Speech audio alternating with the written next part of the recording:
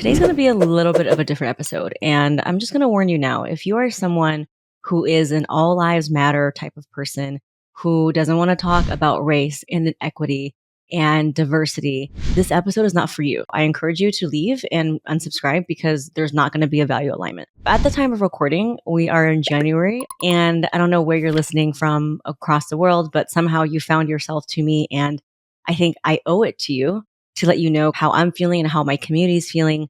And this radical approach that I am taking to my marketing and being unapologetic about my values. And hopefully it will give you the permission as well to be unapologetic in the way that you message, to show up even if your thoughts are incomplete or if it's not polished. Because I really do believe that us being able to express ourselves is a radical act, and it's a courageous thing to allow other people to do it as well. As you know, a lot of things has happened, and the US is changing a lot, and it's really made us question our values. Where do we stand? And if you know anything about me, you know that I grew up in a very untraditional way. I didn't have a mom and a dad who biologically raised me. My father passed away when I was 3. My mother and I only spent 8 years of our lives together. I lived with my best friend's family throughout high school who took me in, and it's a Black family. And growing up with all these different intersections and being in all these different worlds has really made me realize that there's really so many different types of lived experiences. And unless we get proximate to those lived experiences, we will always just keep perpetuating whatever bubble or status quo that we are in. And I recently talked about that. I talked about how on MLK Day, we need to remember that we are all here together as a society.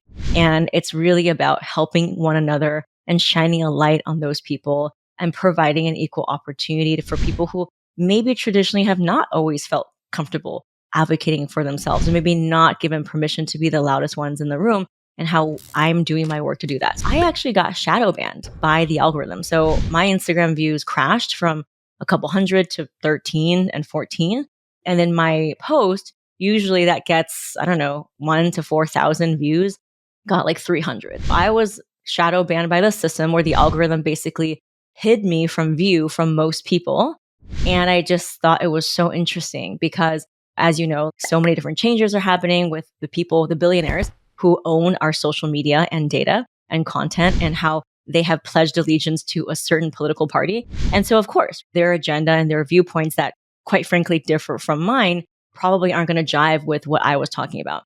And I thought about this whole thing about where we are as a society. Oh, there's my dog coming in. And why it's so important for us as business leaders, as people who sell anything online. I don't care if you sell a fidget spinner or a plastic cup or, whatever, to really feel like you have permission to speak up, even if you feel unwelcomed or silenced. And I'll tell you why. Because so many times we feel like we need to have a polished or a completed version of what we have to say to shield ourselves from judgment before we express that opinion. But it's that very self-censorship and that over-curation, perfectionism, is the reason why we got to where we are, where people's voices have been suppressed and there's been a hierarchy of powers. When I think about my business, I started to realize I am nothing without my values. To be honest, when I started my business, I didn't even realize that I was building a community. I just was building an online funnel to get people in, to opt in, to sell a certain piece of knowledge, to transform people's lives and rinse and repeat. I had no idea the access and the role that I would play in people's lives. And the more that I grew my audience and the more that I realized I have a really diverse lived experience. I mean, we have people who are deaf, who are blind, who have no arms and no legs. We have people whose English is not even their first or second language, that I have a responsibility, right? I'll never forget, I was at this networking event from this really, really famous business coach who has millions of followers, and a lot of the other business coaches who were sitting around me who had way bigger audiences. They turned to me and they said, I really love, to have a lot of diversity. I want to attract more people of color, people from all lived experiences, but they just don't buy from me. Like, do you know why that is? And I just had to be honest. I was like, you don't attract diversity, you become diversity. What I mean by this is, like, at any given point, we're giving an option to choose the content that we consume, the people that we buy from, the voices that we amplify, the circles that we join in, the platforms that we sit on, the rooms that we are in, the people's whose stories we give access to and platforms to through our email list. All of that is a decision making.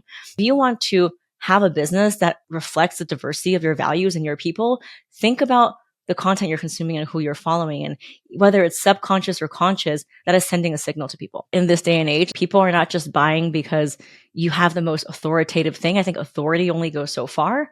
People are more, I wouldn't say wounded from that, but I think after COVID and after this whole online gold rush of online businesses and how information is no longer a commodity, people are looking for something much deeper. They're looking for resonance. They want to know, are you really there for me? Are you going to show up for me? Or are you going to just lump me in a group of people and try to just get rich at all costs? And you are what you see. A lot of the bro marketers out there who are wanting to 10, 20, 30x their income, they're going to attract people who are very transactional and only care about outward measures of wealth. Whereas for me, after all the healing that I've done and a lot of the stuff that has made me unravel my own journey with generational trauma and scarcity passed down from my mother, who was literally living in communism and never even had running water in her house, by the way. My uncles went to labor camps. So deep and at the core of who we are. And it's so much more than just marketing. It's our beliefs around safety and self-worth passed down from generations. I realized I did not build this business to get rich at all costs, even though in the beginning I was told from my mom that the more I made, the more worthy I am as a person. But I don't have to choose that anymore. I actively, from literally getting burnt out and forcing myself to work after I had a huge surgery to remove a 13 centimeter fibroid in my uterus and realizing that all the goals that I hit financially were not making me happier. I started to question, like, what is it that I really want? What is it that makes me get up in the morning? What is the flavor of richness that makes me feel present and alive? Honestly, it's not how much money I make. It's really not. Of course, do I like nice things? Yes. Do I want to make more money? Yes. But there is so much richness I have found in the way that you pause and listen to people, in the way that you fully show up for someone to surprise them in the DMs, in a way that you stay on a call past the hour mark so that they can feel they are completely supported, from the way that you connect with them and think about them and give them opportunities to shine in ways that are outside the confines of your regular coaching calls. As I build my business from being shadow banned and realizing that all I have is my values, I am going to take a very radical approach to my marketing this year. And not everyone's going to like it. I already saw a lot of people unfollowed me and unsubscribed. I actually had someone who told me that I used too many F words in my emails and that she was going to buy from me, but decided not because she felt like the F word did a lot of harm. And I said, you know what? I respect you, but let me tell you how I am doing no harm.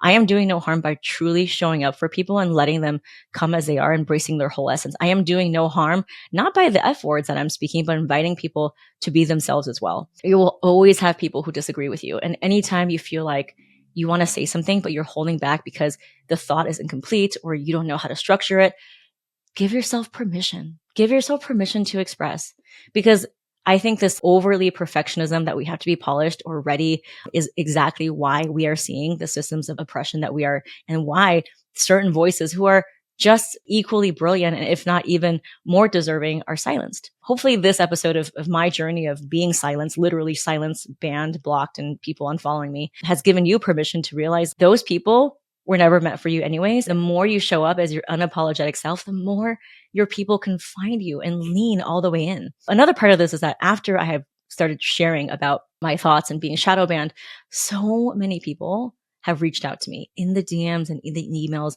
Somebody said that they actually don't like to read emails. They think it's performative or a fake, but they were so happy that they opened my email because it was so genuine.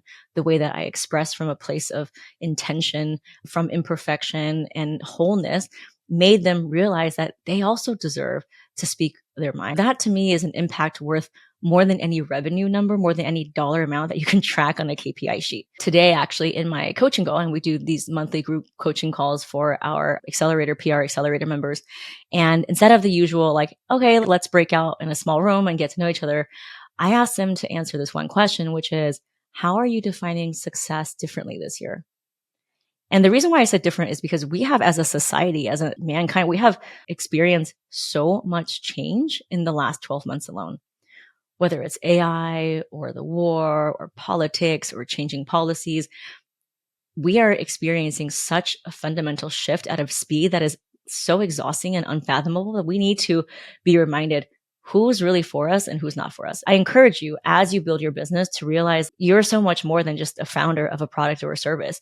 You are a living, breathing essence of your values, of all of your lived experiences and that of your ancestors, and who you decide to shine a light on, which rooms you step into. Those are intentional, deliberate choices that have ripple effects. I want to give you permission to express yourself and be radical in your beliefs as well. Of course, not everyone will agree. Not everyone listening to this will agree with me. Probably will have a few people unsubscribe from listening to me, and that's okay. That's okay. I am not a McDonald's. I am not for everyone, and neither are you. There's one thing I want to let you know is you have permission to be unapologetic AF about the way you show up and express yourself. And you do not need to curate and pick and be polished before you express something. Feel free, if something speaks out to you, speak it out into the universe. You never know who's going to resonate with you. This was not rant. I hope it doesn't come off as one, but I just wanted to get something off my chest because this is something that you are going to see more from me and my marketing. It is going to be polarizing. It is going to ruffle feathers and push people away. But my hopes is that it'll do much more good than harm because it's going to make people finally feel seen in a way that maybe they didn't even give themselves permission to be seen. If you know of another small business owner who would resonate with this message, please tell them about our podcast, Small Business PR. I am an open book. I share really openly about all of my things, my trauma, my experience with my mom, my healing, my journey on my Instagram at Gloria Chow PR. And I know a lot of you are lurkers, and that's totally fine. But I just feel like in this day and age, we are not here creating content just to keep feeding the machine. We are creating content to move, to create resonance, to make people feel seen. So may you make this year the year that you show up unapologetically as yourself too. With so much love from the bottom of my heart. Thank you for being here. I do not take it for granted. And I really don't think there are coincidences. And there is a reason why you found me today. I look forward to connecting with you. Thank you. Thank you so much.